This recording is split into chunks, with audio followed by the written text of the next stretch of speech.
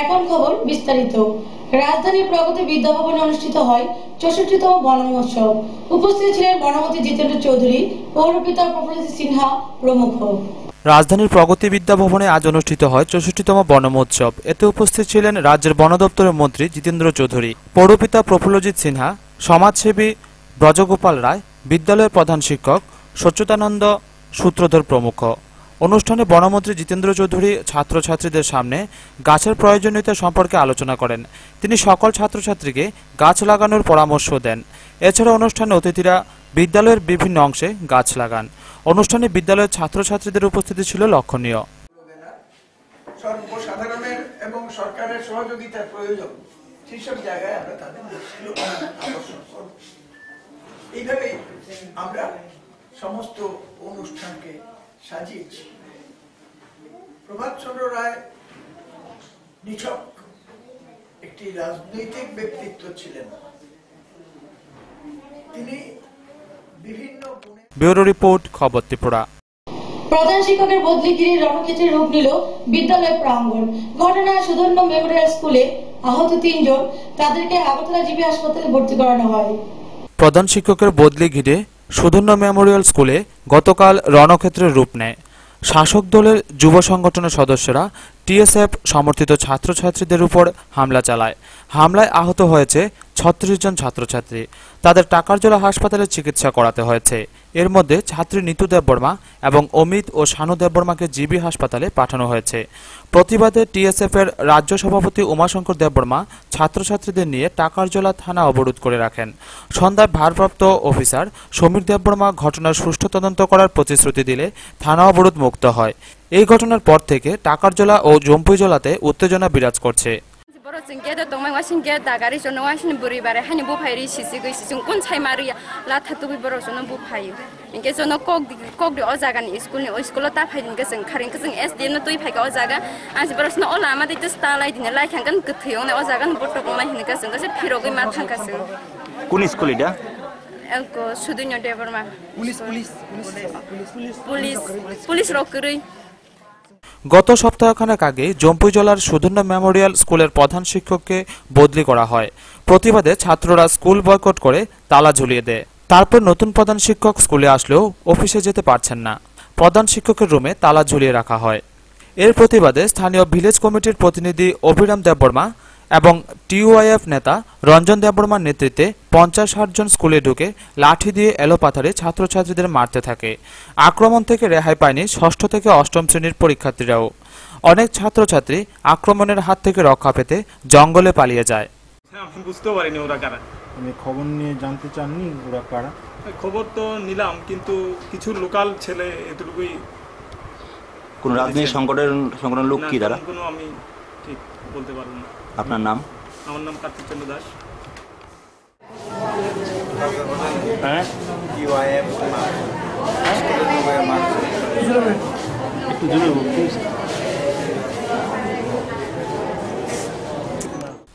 Bureau report, খবর ত্রিপুরা। নকল Phensedyl উদ্ধারকে কেন্দ্র করে চাঞ্চল্য ছড়িয়েছে এলাকায়।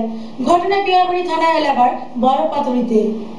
নকল ফেন্সিডিল উদ্ধারকে ঘিরে চাঞ্চল্য ছড়িয়েছে এলাকায়। ঘটনা পিয়ারবাড়ি থানা এলাকার বড়পাতুরিতে।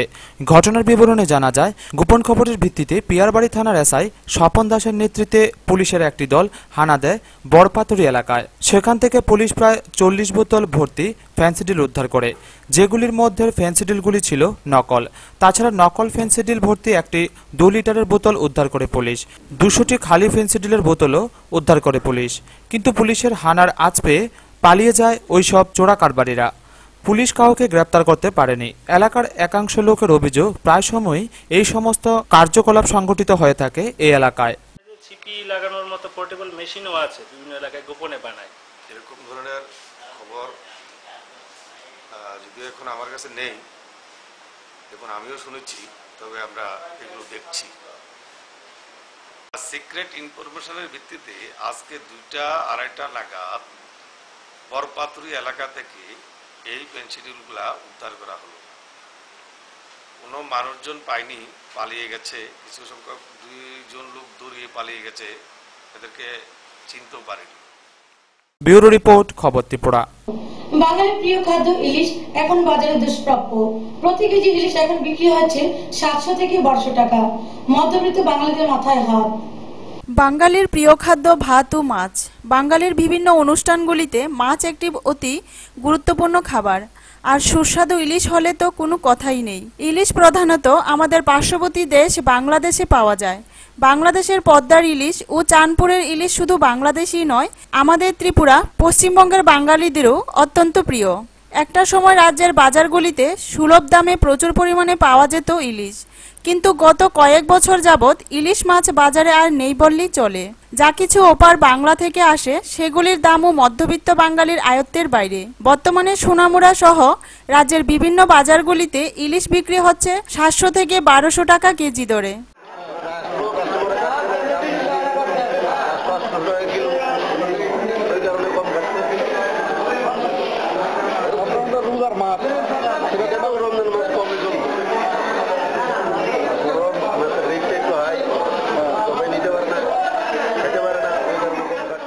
মুসলিম সম্প্রদায়ের লোকেদের রমজান চলছে, সবাই চায় একটু ভালো খাবার খেতে, কিন্তু ইলিশের অস্বাভাবিক দামের কাছে হার মানতে হচ্ছে মধ্যবিত্ত মুসলিম সম্প্রদায়ের লোকেদেরও।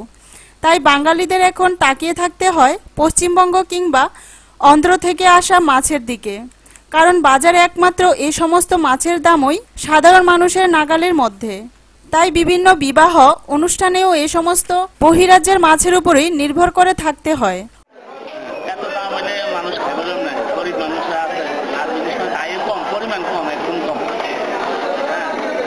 কত করে কিনছো তুমি আজকে? 800 টাকা। কত করে লইছো? 850 বেশি মতো না, কম মতো নাই। আর অন্য যে জিনিসটা এই দিকে ভালো না। এত দাম হইলে মধ্যবিত্তরা করে কি খাওয়া কি সম্ভব? না না, গরিব মানুষের দাম হইলে।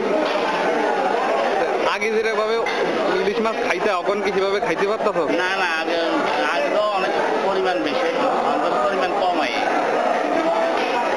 তাহলে সেই পরিমাণে খাইতে পারতো তো? হ্যাঁ, তাহলে আগের মতন কি ইলিশ মাছ খাইতে পারতো? না না, আগের মতন তো খাইতে পারি না। সবসময় আয় না তো, সবসময় মাঝে মাঝে আয়, এও দাম বেশি, এও আমরা খাইতে পারি না, গরিব মানুষটা খাইতে পারে না। অপরদিকে ব্যবসায়ীদের মতে আগের মতো বাংলাদেশ থেকে তেমন ইলিশ আর রাজ্যের বাজারে উঠছে না। বাংলাদেশ থেকে বর্তমানে ইলিশ পাচার হয়ে যাচ্ছে দেশের বিভিন্ন রাজ্যে। তবে একটা সূত্রের মতে একাংশ ব্যবসায়ীদের অধিক মুনাফা লাভের আশায় বাজারে দিনের পর দিন বাড়িয়ে দিচ্ছে ইলিশের দাম।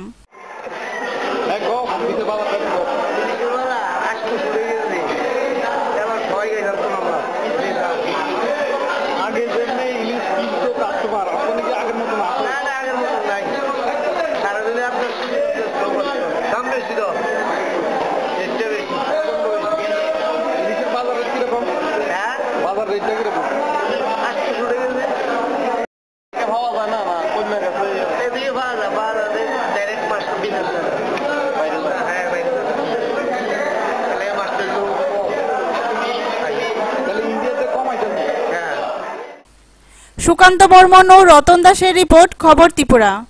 গৃহ শিক্ষকের দ্বারা নাবালিকা ধর্ষণের ঘটনায় চাঞ্চল্য ছড়িয়েছে রাজনগরে। এ ব্যাপারে ধর্ষিতার বাবা পিয়ারবাড়ি থানায় একটি মামলা করে। ধর্ষণের অভিযোগ ঘিরে চাঞ্চল্য রাজনগরে। গত 14 জুলাই পিয়ারবাড়ি থানায় এক নাবালিকা মেয়ের পিতার দায়ের করা অভিযোগে প্রকাশ, দক্ষিণ রাজনগরের ওই শিক্ষিত যুবক পিন্টু দাস প্রাইভেট টিউশন করার সুযোগে গত 7 জুলাই রাতে প্রতিবেশী এক নবম শ্রেণীর ছাত্রীকে বাড়িতে নিয়ে ধর্ষণ করে।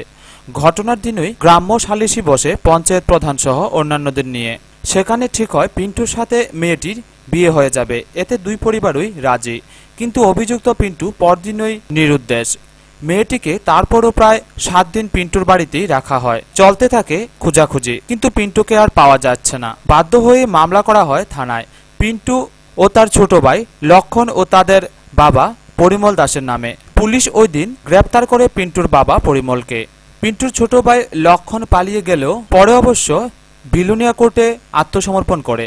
মামলার তদন্তকারী অফিসার এসআই চৈতন্য রিয়াং জানান, মূল অভিযুক্ত পিন্টুকে ধরার সব রকম চেষ্টা হচ্ছে। 7/2013 we have received and written complaint that from one Sri Shamal Devnath He is from the South Rajnagar. That is our PS area. And the allegation is that, according to the allegation of the complainant, we have registered the Pierbari PS case number 336 within bracket A oblique 14/7/2013. We have received and written complaint that from one Sri Shamal Devnath. He is from the South Rajnagar. That is our PS area. And the allegation is that, according to the allegation of the complainant, we have registered the Pierbari PS case number 336 within bracket A oblique. ওদিকে কিশোরী মেয়েটির ডাক্তারি পরীক্ষা নিশ্চিত করতে forensic ল্যাবের সাহায্য নেওয়া হচ্ছে ঘটনা জানতে যে আদৌ ধর্ষণের ঘটনা হয়েছে কিনা। ঘটনা ঘিরে দক্ষিণ রাজনগরে দুরকম গুঞ্জনই শোনা যাচ্ছে। এক, পিন্টু ছেলেটি অত্যন্ত ভালো হিসেবে পরিচিত, সুতরাং সে তার ছাত্রীকে ধর্ষণ করবে এটা ঠিক নয়। দুই, মেয়ে পক্ষের কিছু অংশের মত পিন্টু ধর্ষণ করেছে। ঘটনার রাতে সে নাকি স্বীকারও করেছিল এবং বিয়ে করবে প্রতিশ্রুতিও দেয়। পুলিশের মতে ঘটনা যাই হোক, পিন্টু যত পালিয়ে থাকবে মামলা তত গম্ভীর হবে। মুখে কেউ ধর্ষণ বললেই হয় না, কোর্টে প্রমাণও করতে হবে ধর্ষণ ঘটেছে কিনা। এজন্য ফরেনসিক বিশেষজ্ঞের সাহায্য নেওয়া হয়েছে। এলাকার মানুষ চান পিন্টু ফিরে এসে আইনের মুখোমুখি হোক, ধর্ষণ না হয়ে থাকলে প্রমাণ করুক। ব্যুরো রিপোর্ট, খবর ত্রিপুরা। ডিওএফ এর ডাকে রেলের দাবিতে আগামী 5ই আগস্ট গুয়াহাটি অভিযানকে সামনে রেখে আগরতলা রেল স্টেশনে জনসভায় বক্তব্য রাখবেন মুখ্যমন্ত্রী মানিক সরকার। এই উপলক্ষে রাজধানীতে হয় এক মিছিল ও প্রচার অভিযান। চাই রেল 2014 সালের ডিসেম্বর মাসের মধ্যেই চাই ব্রডগেজ। রেল সংক্রান্ত 4টি দাবিতে গুয়াহাটি অভিযানে যাবেন রাজ্যের 800 যুবক। টিওআইএফ এর ডাকে হবে এই অভিযান। 5 আগস্ট গুয়াহাটি অভিযানকে সংহতি জানিয়ে হবে আগরতলা রেল স্টেশনে জনসভা। প্রধান বক্তা থাকবেন 86 সালের রেল আন্দোলনের নেতা রাজ্যের মুখ্যমন্ত্রী মানিক সরকার। সাবরুম পর্যন্ত রেল ব্রডগেজ পরিষেবা ত্রিপুরায় একটি রেল ডিভিশন যাত্রী পরিষেবার মান উন্নয়নে যাবতীয় পদক্ষেপের দাবি সামনে রেখে 7 আগস্ট গণধর্ণা সংগঠিত করবে সংগঠনদ্বয়। গুয়াহাটি শহরের মালিগাঁওয়ে পূর্বোত্তর সীমান্ত রেলওয়ের সদর দপ্তরের সামনে বসবে এই ধর্ণা। স্মারকলিপি দেয়া হবে এনএফ রেলের সদরকর্তার কাছে। রাজ্য থেকে 2টি সংগঠনের 800 প্রতিনিধি এবং বরাক ভ্যালির 200 প্রতিনিধি 5 আগস্ট গুয়াহাটির উদ্দেশ্যে রওনা দেবেন। আজ যুবদের এই আন্দোলনকে সংহতি জানিয়ে শহরের পথে নামেন নাট্যকার, চিত্রশিল্পী, সঙ্গীত শিল্পী সহ বুদ্ধিজীবীরা। রেল নিয়ে গান গাইলেন, ছবি আঁকলেন শিল্পীরা। সাবরুম থেকে ধর্মনগর রাজ্যের সর্বত্রই কথায় গানে রেলেই লড়াইয়ের সিডি বাজানো হয়। এই লড়াইয়ে সামিল হয়েছেন বরাক ভ্যালির মানুষও। 52 সালে দশরথ দেব, বীরেন দত্তরা, 86 সালে মানিক সরকাররা যে লড়াই করেছিলেন তাকে যোগ্য নেতৃত্ব দিতে তৈরি রাধাচরণ, তাপস, অমল, প্রণবরা। তাদের নেতৃত্বে আজ রাজধানীতে হয় মিছিল ও প্রচার অভিযান। ডিওয়াইএফআই রাজ্য সম্পাদক অমল চক্রবর্তী জানান। ব্যুরো রিপোর্ট, খবর ত্রিপুরা। তেলেঙ্গানা চাকমাঘাটের ব্যারেজের মধ্যে একটি গেট ভেঙে যাওয়ায় কেনেলে জমানো জল বেরিয়ে যাচ্ছে, ফলে কৃষকরা হচ্ছে ক্ষতির সম্মুখীন। চাকমাঘাটের ব্যারেজের মধ্যে হঠাৎ করে একটি গেট ভেঙে যায়, যার ফলে ক্যানেলে জমানো জল বেরিয়ে যাচ্ছে। এতে অনেক কৃষক ক্ষতিগ্রস্ত হচ্ছে।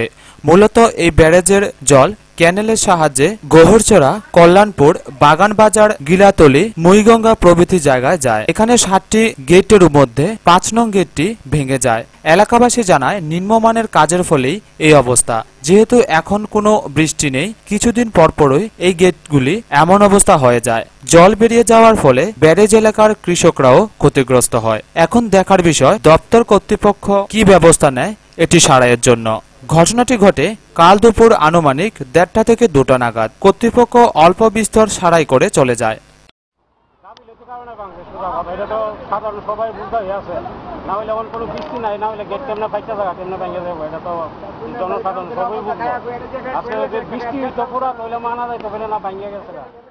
তেলিয়ামোড়া থেকে রাজীব রায়ের সাথে সঞ্জিত দাসের রিপোর্ট, খবর ত্রিপুরা। দক্ষিণ জেলার ডিমাতলিতে অনুষ্ঠিত হয় গণমুক্তি পরিষদের প্রথম নিহারনগর অঞ্চল সম্মেলন। উপস্থিত ছিলেন সংগঠনের রাজ্য সম্পাদক নিরঞ্জন দেববর্মা, বিধায়ক সুদন দাস প্রমুখ। এদেশের দলিত উপজাতি পিছিয়ে পড়া মানুষদের কল্যাণে আজ পর্যন্ত কোনো সুস্পষ্ট নীতি কেন্দ্রীয় সরকার নেয়নি, বরং ত্রিপুরার বামফ্রন্ট সরকারের শাসনে দেশের অন্য অংশের তুলনায় এ রাজ্যের উপজাতিরা পেয়েছে অনেক অধিকার। গতকাল দক্ষিণ জেলার ডিমাতলিতে গণমুক্তি পরিষদের প্রথম নিহারনগর অঞ্চল সম্মেলনে একথা বলেন সংগঠনের রাজ্য সম্পাদক নিরঞ্জন দেববর্মা। এদিন সকালে স্থানীয় সিধু কানহু স্মৃতি ভবনের সামনে প্রথমে সংগঠনের পতাকা উত্তোলন ও শহীদ স্মরণ হয়। এরপর বক্তব্য পেশ করতে গিয়ে একে একে নিরঞ্জন দেববর্মা তুলে ধরেন দেশের শাসক গোষ্ঠীর গরিব বিরোধী নীতিগুলি।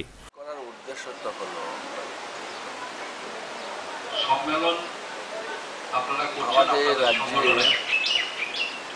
19 দফা উপজাতি আছে। নিয়ম অনুযায়ী সম্মেলন নির্দিষ্ট সময় অন্তর আমাদের করতে হয়। এই 19 দফা প্রতিটা সংগঠনের উপজাতি সম্মেলনের তাদেরকে আমাদের মানতে হয়।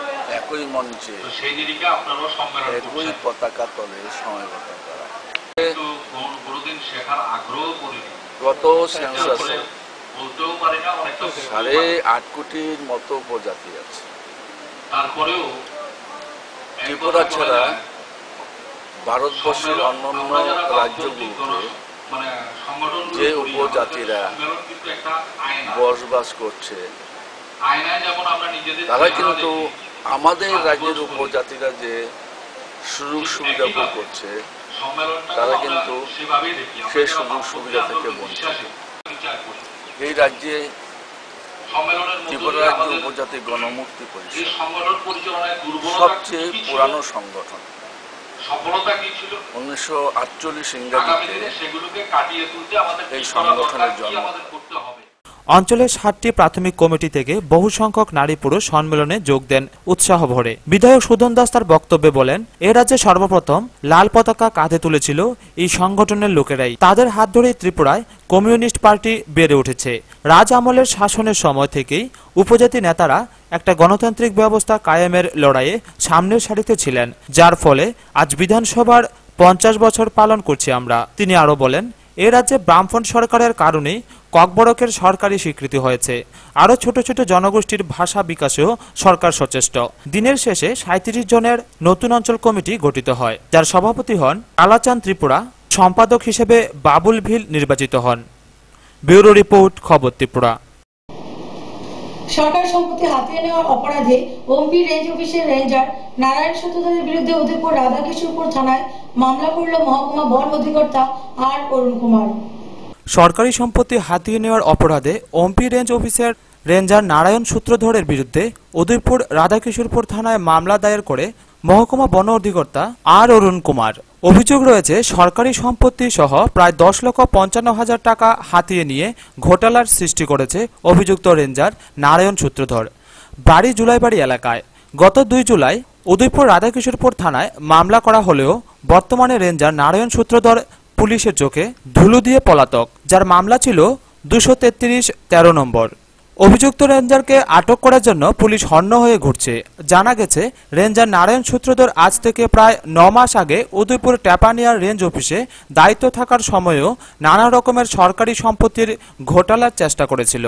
তখনকার সময় প্রায় 1.5 কোটি টাকাও হাতিয়ে নিয়েছিল তিনি, কিন্তু পরক্ষণে ধরা পড়ে যাওয়ার পর সব বুঝিয়ে দিলেও 10,55,000 টাকার মিল না দেওয়ার অপরাধে শেষ পর্যন্ত বাধ্য হয়ে উদয়পুর বন দপ্তর আধিকারিক মামলা করে। কিন্তু বর্তমানে রেঞ্জার নারায়ণ সূত্রধর পালিয়ে বেড়াচ্ছে।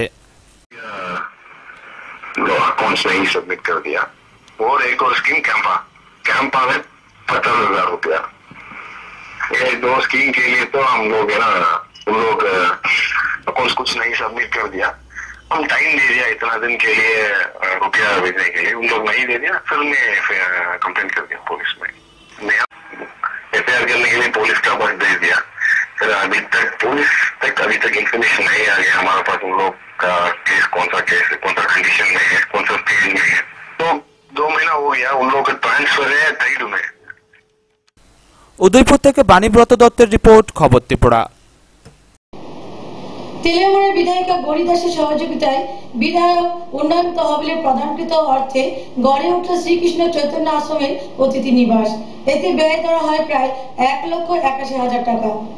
তেলিয়ামুড়া বিধানসভা এলাকার উন্নয়নের পাশাপাশি এবার শ্রীকৃষ্ণ চৈতন্য আশ্রমের উন্নয়নও সাহায্যের হাত বাড়িয়ে দিল বিধায়িকা গৌরী দাস।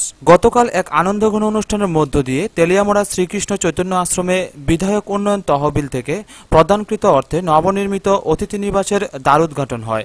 প্রদীপ প্রজ্বলনের মধ্য দিয়ে অনুষ্ঠানের সূচনা করেন আশ্রম মাতা মনোরমা গোস্বামী। এরপর ফলক উন্মোচন করে শুভ উদ্বোধন করেন বিধায়িকা গৌরী দাস। অন্যান্য অতিথিদের মধ্যে উপস্থিত ছিলেন প্রাক্তন বিধায়ক অশোক কুমার বৈদ্য, অবসরপ্রাপ্ত শিক্ষক নিত্যানন্দ দাস, প্রাক্তন মার্চেন্ট সম্পাদক নরেন্দ্র গোপ প্রমুখ। 2 রুম বিশিষ্ট ঘরটি নির্মাণে ব্যয় হয়েছে প্রায় 1,81,000 টাকা। নবনির্মিত ঘরটি হাতের কাছে পেয়ে দীর্ঘদিনের আশা পূরণ হল আশ্রম কর্তৃপক্ষের। দিয়েছেন ভক্তদের থাকার জন্য, যাত্রীদের থাকার জন্য আমাদের খুব একটা অসুবিধা ছিল, সেই অসুবিধাটা এখন পূরণ হলো, এতে আমরা খুব আনন্দিত। তেলিয়ামুড়া থেকে রাজীব রায়ের সাথে সঞ্জিত দাসের রিপোর্ট, খবর ত্রিপুরা।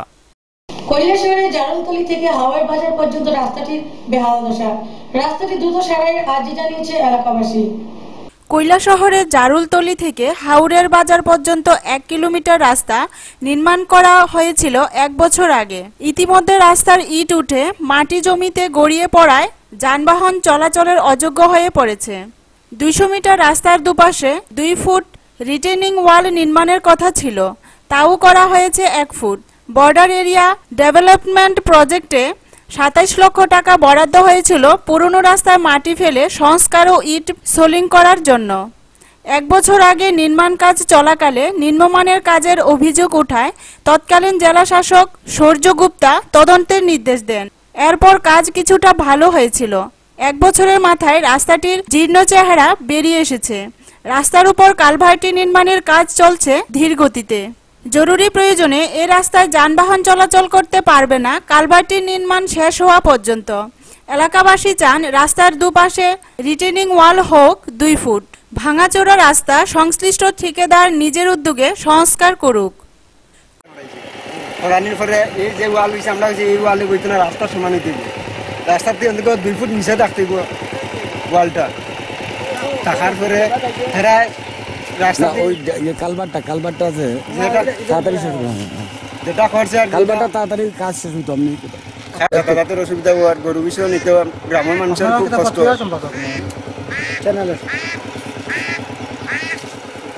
কালভারটার কাজটা তাড়াতাড়ি করার লাগে আমরা কতদিন ধরে করাম, তারা এখনো শেষ করতে পারেন না। আর এখানে অনেক অসুবিধা হয়, আমরা বৃষ্টি দিলেও সরাত জল হয়ে যায়, যে কারণে আমরা এদিকে চলাফেরা খুব কষ্ট হয়। গাড়ি ঘোড়া সব দিকে আমরা কষ্ট হয়।